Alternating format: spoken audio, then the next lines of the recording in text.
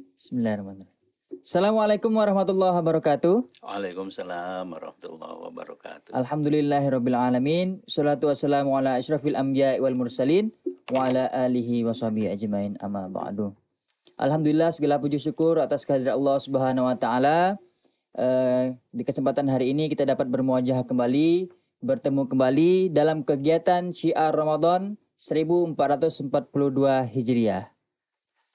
Salawat teriring salam, semoga selalu tercurahkan kepada Nabi Muhammad SAW, yang mana berkat perjuangan dan pengorbanan beliau, kita saat ini bisa merasakan nikmatnya iman wal Islam. Baik, ikhwan wal akhwat yang dirahmati Allah Subhanahu wa taala, di kesempatan yang berbahagia ini kita sudah kedatangan narasumber yang sangat luar biasa. Untuk warga Muhammadiyah mungkin beliau sudah terkenal ya, sangat familiar sekali. Nah, hari ini kita akan berbincang-bincang seputar maksud dan tujuan dari Muhammadiyah sendiri. Nah, alhamdulillah kita sudah kedatangan Al-Mukarram Al-Ustadz Dr. Haji Iksanuddin M. Hum. Assalamualaikum Ustadz. Waalaikumsalam warahmatullahi wabarakatuh. Gimana kabarnya Ustadz? Sehat. Alhamdulillah. Ini sudah hari keempat ya. Hari keempat Ramadan. Alhamdulillah. Masih lancar puasa Ustaz ya? Lancar, alhamdulillah. Kalau laki-laki insyaallah atas pertolongan Allah. Amin. Kalau laki-laki sih aman Ustaz ya. Nah, amin. Biasanya perempuan enggak ada halangannya. Ya baik, tanpa berlama-lama lagi, langsung saja kepada Al-Mukarram Al-Ustadz Iksanuddin untuk menyampaikan apa sih tujuan dan maksud dari Muhammadiyah itu sendiri. Fadhol Ustaz, silakan Ustaz. Baik, a'udzubillahi minasyaitonirrajim. Bismillahirrahmanirrahim. Alhamdulillahirabbil alamin. Asyhadu an la ilaha illallah wa asyhadu anna Muhammadan abduhu wa rasuluh. Allahumma shalli ala Muhammad. Allahumma shalli. Terima kasih Bang siapa? Devan. Bang Devan. Ya, alhamdulillah ini saya senang bisa kita masuk ke dunia ini karena memang dakwah kita itu harus menyesuaikan dengan perkembangan zaman. Ya, betul. Maksud dan tujuan Muhammadiyah ini sesuatu yang bagus. Maksud tujuan Muhammadiyah itu kalau saya lihat ya dari tahun ke tahun itu sesungguhnya intinya sama tetapi redaksinya ada perubahan ya. Dari awal berdirinya itu sudah ada 7 redaksi kira-kira. 7 redaksi dan ya memang 100 tahun 7 redaksi itu artinya perubahannya itu tidak terlalu sering ya. Iya, betul. Kalau 10 tahun sekali itu udah 10 redaksi, ini baru 7 redaksi. Inti dari tujuan Muhammad yang pertama apa itu maksud, apa itu tujuan. Ini kan ada yang tanya ini tujuannya apa, maksudnya apa. Seperti kita misalnya kalau bertamu ya, ini tujuannya apa? Ini tujuannya ke rumah si ini. Ya, maksud kedatangannya apa? Jadi ada tempat yang dituju, ada maksud yang akan dicapai. Nah di dalam Muhammadiyah ada tidak dipisahkan secara eksplisit seperti yang lain. Ada maksud, ada tujuan, tetapi maksud dan tujuannya itu menjadi satu redaksi yang fleksibel untuk kita pahami. Inti semuanya itu adalah dakwah Islam. Amar ma'ruf, nahi mungkar kepada masyarakat. Itu intinya. Bukan sesuatu yang sifatnya kenegaraan, daulah. Ya, tidak. Kita hanya berdakwah kepada masyarakat. Makanya yang kita lakukan itu adalah dakwah-dakwah pengembangan masyarakat, pendidikan, kesehatan, ya ekonomi, itu. Redaksi resminya nanti bisa saya bacakan. Tetapi ada perkembangan yang menarik. Mula-mula Muhammadiyah itu memiliki tujuan berdakwah di sekitar wilayah Yogyakarta, wilayah di bawah Keraton Yogyakarta. Itu apakah karesidenan atau apa, nanti ada redaksinya.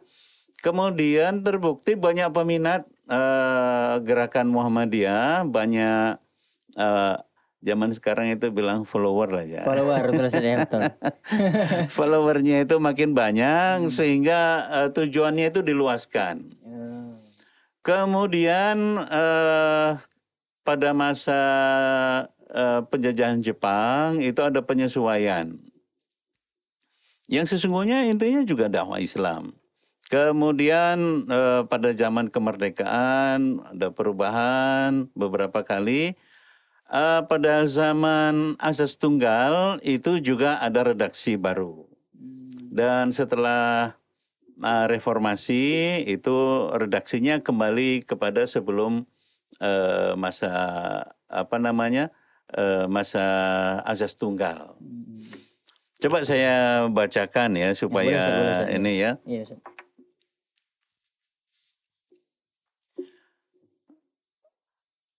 yang pertama, periode pertama ini menyebarkan pengajaran agama Kanjeng Nabi Muhammad Sallallahu Alaihi Wasallam kepada penduduk Bumi Putra dalam residen Yogyakarta. Itu redaksi pertama, Ustaz. Redaksi pertama. Yang kedua, masih redaksi pertama itu tadi kan menyebarkan. Sekarang memajukan hal agama kepada anggota-anggotanya. Jadi beda redaksi pertama dan kedua. Kalimat pertama dan kalimat kedua. Kalimat pertama itu berupa penyebaran. Penyebaran agama terbatas pada penduduk Bumi Putra.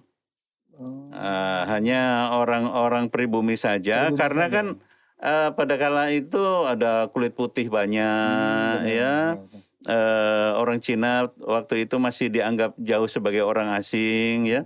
Kemudian orang-orang Asia lain, itu karena kan semuanya masih dalam kekuasaan Belanda. Strategi untuk bisa berdakwah itu memang kita tidak Muhammadiyah itu tidak konfrontatif dengan pemerintah. Supaya bisa bergerak. Dan sampai sekarang kita selalu kooperatif dengan pemerintah.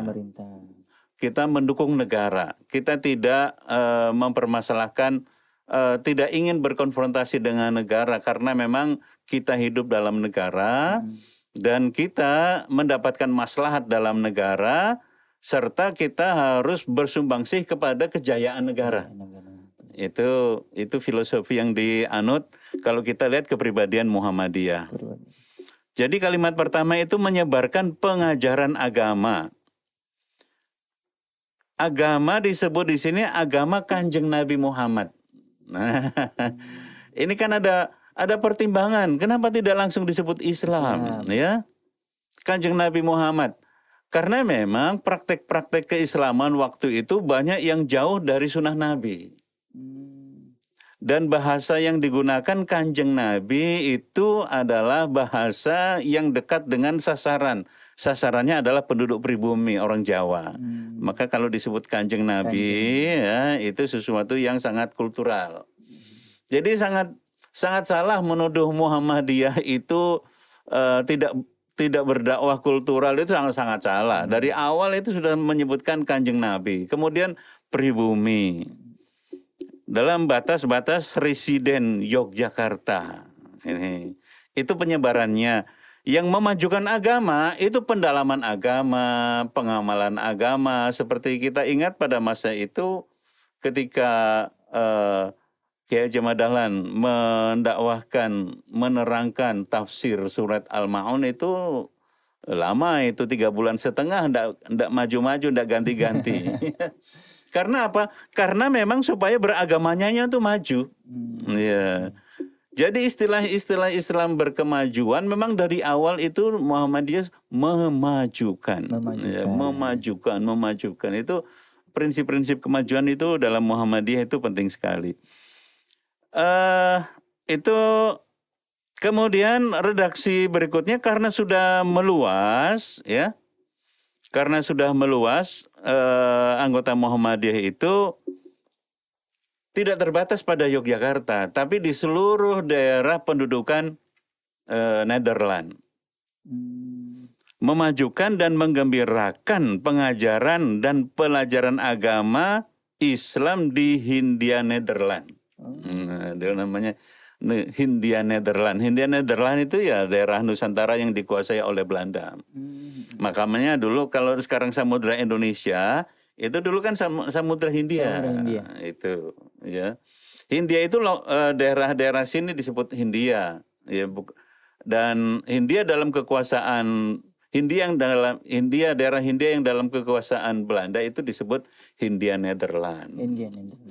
Itu. Nah, diperluas bukan hanya di Yogyakarta karena memang banyak orang-orang yang meminati ya. Kalau kita lihat film Sang Pencerah itu ya, bagaimana orang dari Padang Panjang itu sangat tertarik. Orang dari Makassar itu tertarik. Datang untuk belajar, Ustaz ya? Iya. Itu karena bertemu ketika di Mekah juga belajar bersama. Karena pemahamannya sama, ingin memajukan. Gitu. Kemudian memajukan dan menggembirakan hidup dalam kurung cara hidup sepanjang kemauan agama Islam kepada lead-leadnya, kepada anggota-anggotanya. Jadi di fase pertama itu 2 kalimat, menyebarkan itu kalimat pertama, kalimat kedua memajukan. Ya. Ada menggembirakan. Jadi istilah menggembirakan di dalam Muhammadiyah itu memang sudah dari awal. Hidup itu harus bergembira. Beragama itu Islam itu harus membuat orang bergembira. Sampai sekarang kalau muktamar itu ada penggembiranya. Ya, betul. Orang beragama kok susah, jangan susah. Orang beragama itu jangan salah lah. Kalau orang beragama makin sedih, ya orang beragama itu jadi beringas, salah. Orang beragama itu harus makin bergembira karena dia dalam petunjuk Allah. Itu hidup di tempat yang selamat, dengan jalan yang selamat, makanya orang jadi bergembira. Kalau beragama cepat marah, beragama nyalahkan orang, itu bukan karakter Muhammadiyah. Dari awal itu Muhammadiyah karakternya bukan begitu. Kemudian ketika zaman Jepang itu kan kita dinabobokkan dengan slogan Asia Timur Raya, ya. Asia Timur Raya, orang Jepang itu saudara tua, ya. Nanti itu kekuasaan Asia Timur Raya itu besar sekali. Karena kita harus bersiasah. Nah ini Muhammadiyah bukan organisasi politik, tetapi dakwahnya itu berpolitik. Ada politik dakwah supaya dakwahnya tetap berjalan itu seperti apa? Siasah dalam dakwah.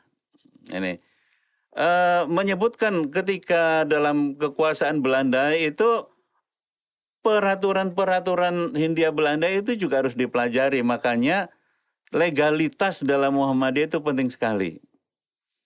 Ya, namanya Stadblad, ya, itu harus dipelajari. Yang namanya dulu itu namanya government beselit, ya, zaman dulu SK itu namanya beselit. Zaman saya kecil itu kalau ada yang melamar pegawai, mbah saya itu hanya beselitnya sudah keluar atau belum, itu udah keluar SK atau belum. Jadi begitu dakwah Muhammadiyah itu terang. Nah ini dia. Dakwah Muhammadiyah itu terang. Semua tertulis, orang boleh melihat, orang boleh mengkritisi. Tidak ada yang rahasia. Itu, dan tujuannya itu diumumkan. Kemudian teksnya pada zaman Jepang itu tujuannya, maka perkumpulan ini hendaklah menyiarkan agama Islam serta melatih hidup yang selaras dengan tuntunannya. Jadi tidak dibatasi pada area Hindia Belanda. Ini tidak dibatasi pada area Indonesia karena ya kita harus harus menghormati kekuasaan Jepang waktu itu. Dan ada peluang berdakwah keluar. Nah, ini dia. Ada peluang berdakwah. Jadi internasionalisasi Muhammadiyah itu sudah lama, sudah zaman sudah hidup berinternasional ya, karena memang kita belajar dari Saudi Arabia ketika Kiai Haji Dahlan mengaji di sana. Sedangkan internasionalisasi untuk ekspansi itu pada zaman Jepang itu sudah dimungkinkan karena memang teksnya itu sudah tidak pada teritori tertentu. Dulu teritorinya Residen Yogyakarta, lalu semua Hindia Belanda. Nah, pada zaman Jepang ini tidak dibatasi areanya. Kira-kira itu pada zaman dulu perjuangannya. Jadi siasat dalam berdakwah ini membuktikan Muhammadiyah itu selalu ingin legal, terang, dan dapat berdakwah secara leluasa. Legal, terang, dan dakwahnya leluasa ini bisa diterima. Apabila kalau terang begitu, maka orang lain bisa melihat dan Muhammadiyah bisa mengukur diri sendiri bahwa yang dilakukan itu apabila orang lain tidak boleh melihat, kira-kira itu mungkin barang yang tidak bagus. Oleh karena itu semuanya orang boleh melihat, terang, terdokumentasi, itu semua dokumen itu luar biasa rapihnya ya.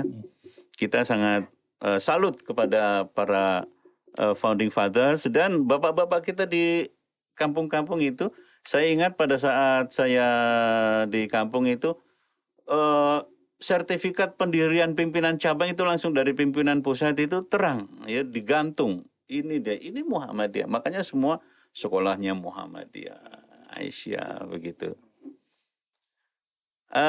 Pada tahun berikutnya setelah Jepang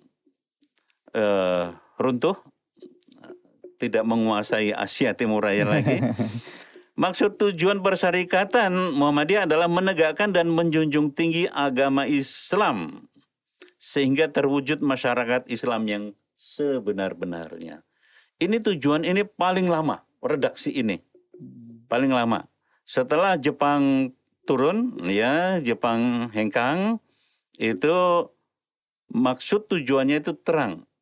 Menegakkan dan menjunjung tinggi agama Islam. Jadi kalau Muhammadiyah nyamar-nyamar mau dengan beragama ini tidak mungkin karena memang Muhammadiyah terang-terangan menegakkan dan menjunjung tinggi agama Islam. Apa bedanya menegakkan dan menjunjung tinggi? Kalau menegakkan itu ada yang belum tegak ajarannya di suatu tempat, di suatu masyarakat, kita tegakkan melalui pengajaran-pengajaran supaya itu mendirikan. Ya kan sholat itu didirikan.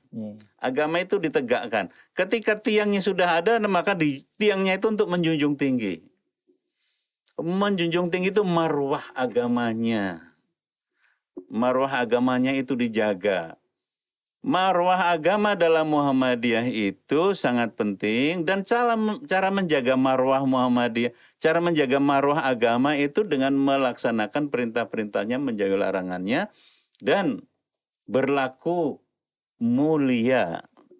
Tidak minta dihormati tetapi karena kita memuliakan, maka kemuliaan itu akan diterima. Itu redaksi itu sampai tahun 1985. Dari zaman Jepang ya, itu sampai ke 1985. Kenapa 1985? Nah, ini karena pada tahun 1985, sebelum 85 itu mulai 82. Itu mulai 80 lah sudah digerakkan bahwa satu-satunya asas itu adalah dalam bernegara, dalam apa, satu-satunya asas adalah Pancasila. Itu zaman Pak Harto. Kenapa? Karena memang kita situasi-situasi bahwa aneka pemikiran, aneka filosofi yang dari luar, ya komunisme mulai tumbuh ya, tidak pernah adalah laten ya, terbukti sampai sekarang pun juga masih laten ya. Jadi memang benar komunisme itu laten, jangan dihapus-hapus, itu laten, itu bahayanya terus laten. Dan untuk menjaga itu pemerintahan Soeharto itu menetapkan asas tunggal Pancasila. Sebetulnya Muhammadiyah tidak senang dengan berasas yang mengubahnya dengan redaksi seperti itu, karena bagi Muhammadiyah itu agama itu harus dijunjung tinggi. Namun karena ternyata pemerintahan Pak Harto terus menetapkan undang-undang keormasan, nah waktu itu tahun 85 Undang-Undang nomor 285 kalau tidak salah, itu saya sedang aktif-aktifnya, bukan aktifnya, sedang kuat-kuatnya berpikir, bergerak, ya masih muda. Itu lalu muktamar di Solo, muktamar yang semula tahun 83 itu kita tunggu dulu. Ya, pemerintah itu maunya apa? Sungguh-sungguh nggak ini ajaran apa harus asas tunggal? Ketika sungguh-sungguh sudah tidak bisa diubah lagi, udah kita ikut. Jadi begitu, kita tidak mau kita tidak mau berkonfrontasi dengan pemerintah, tidak pernah mau. Tetapi kita cari peluang, kita tunggu benarkah akan diberlakukan. Kalau berlakukan secara formal kita ikut. Ya. Tapi kalau itu hanya kemauan pimpinan, hanya orang-orang yang dari cara berpikir tertentu saja lalu menguasai negara, dia ingin memaksakan kehendaknya, Muhammadiyah tidak mau. Tapi ketika sudah menjadi dokumen negara, undang-undang itu resmi, Muhammadiyah mau. Suka tidak suka, Muhammadiyah tetap bekerja sama dengan pemerintah. Itu selalu, ya. Kemudian redaksinya bagaimana? Ya, redaksinya intinya tidak berubah, ya. Karena Pak Harto memang maunya targetnya kata-kata Pancasila itu dipakai, karena itu untuk menjaga keutuhan bangsa waktu itu, ya. Dalam perspektif berpikir waktu itu. Lalu redaksinya begini: menegakkan dan menjunjung tinggi agama Islam sehingga terwujud masyarakat utama. Ya. Oh, ini kembali lagi sebelumnya yang ketika asas tunggal itu, maksud dan tujuan persyarikatan ialah menegakkan dan menjunjung, ini salah lagi. Menegakkan dan menjunjung tinggi agama Islam sehingga terwujud masyarakat utama. Ya. Sehingga terwujud masyarakat utama, adil dan makmur yang diridhoi Allah Subhanahu wa taala. Jadi ada alergi terhadap simbol-simbol keagamaan, bukan alergi, mungkin kekhawatiran akan ada perpecahan atau apa waktu itu, ya. Sehingga harus semuanya bernama Pancasila. Kajian Pancasila waktu itu luar biasa, ya. PMP dulu kan sebelum ini ada namanya itu civic, pelajaran kewarganegaraan civic, zaman Pak Harto lalu menjadi pendidikan moral Pancasila. Kemudian ada BP7, ya. Dulu siaran di radio itu ada terus itu Pak Tejo Sumarto, sarjana hukum. Itu terus menerus menggelorakan Pancasila. Nah, kita tujuan asas kita menjadi asas Pancasila, ya. Karena asasnya Pancasila, maka tujuannya kita mengubah, tidak boleh lagi tujuannya itu menggunakan kata-kata menegakkan dan menjunjung tinggi agama Islam. Jadi bukan masyarakat Islam yang sebenar-benarnya, tetap menegakkan dan menjunjung tinggi agama Islam, tetapi yang disebut sehingga terwujud masyarakat utama, adil makmur yang diridhoi oleh Allah Subhanahu wa taala. Ya, intinya sebetulnya sama, tetap sama, itu masyarakat utama. Bagi agama Islam, bagi masyarakat Muslim, masyarakat yang utama yang seperti apa? Masyarakat yang menggunakan ajaran Islam. Gitu. Dan ditambah adil makmur, ditambah lagi, dipagari lagi belakangnya yang diridhoi oleh Allah Subhanahu wa taala. Nah, ini berlakunya tidak lama, karena setelah reformasi kita kembali kepada redaksi, yaitu menegakkan dan menjunjung tinggi agama Islam sehingga terwujud masyarakat Islam yang sebenar-benarnya. Jadi itu Bang siapa tadi? Devan. Bang Devan. Ini Muhammadiyah itu gerakannya bukan negara. Tetapi Muhammadiyah gerakannya masyarakat. Membina masyarakat. Bagaimana kepada negara? Kepada negara kita patuh. Dengan pemerintah bagaimana? Dengan pemerintah kita bekerja sama. Sampai sekarang. Dan Muhammadiyah tidak akan berkonfrontasi dengan pemerintah yang syah. Itu yang sah. Beda dengan sah dengan syah. Syah itu bahasa Parsi, artinya raja, ya. Syah Iran dulu, ya. Kemudian sah. Jadi kita tetap bekerja sama dengan pemerintah, kita patuh kepada negara.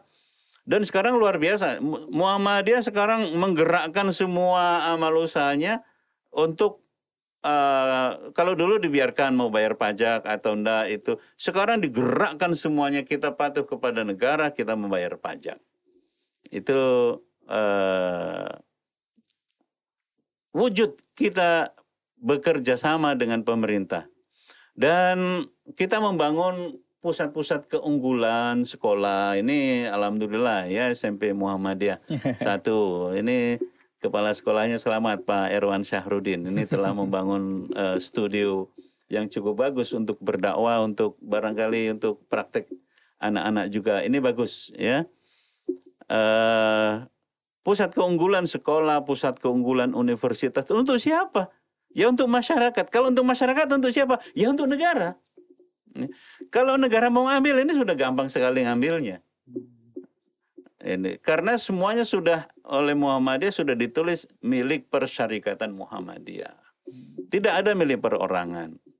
Jadi inti gerakan Muhammadiyah tujuannya itu adalah kepada masyarakat, berdakwah, membangun masyarakat melalui dakwah. Itu untuk apa? Untuk terwujudnya masyarakat Islam. Tidak pernah Muhammadiyah itu menggunakan redaksi untuk terwujudnya negara Islam. Terwujudnya masyarakat Islam. Baik, Ustadz, menarik sekali. Baik, ikhwan akhwat di rumah menonton ini. Jadi tadi sudah dijelaskan oleh Ustadz Ihsanuddin bahwa perkembangan Muhammadiyah ini sudah sedari dulu, Ustadz ya. Jadi dimulai yang awalnya hanya di Jogja, Keraton Jogja saja, alhamdulillah sekarang sudah tersebar kemana-mana. Dan satu tujuan inti dari Muhammadiyah adalah untuk masyarakat, Ustaz ya. Sehingga masyarakat terwujudnya masyarakat yang Islami seperti itu, Ustaz ya. Ya,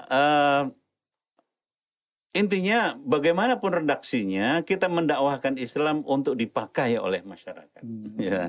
Dan masyarakat itu dakwah itu ada dua ya, kepada yang belum Islam dan kepada yang sudah Islam, itu masyarakat juga. Jadi intinya adalah dakwah kepada masyarakat, strateginya terbuka, strateginya kooperatif, kolaboratif seperti itu. Ya, baik.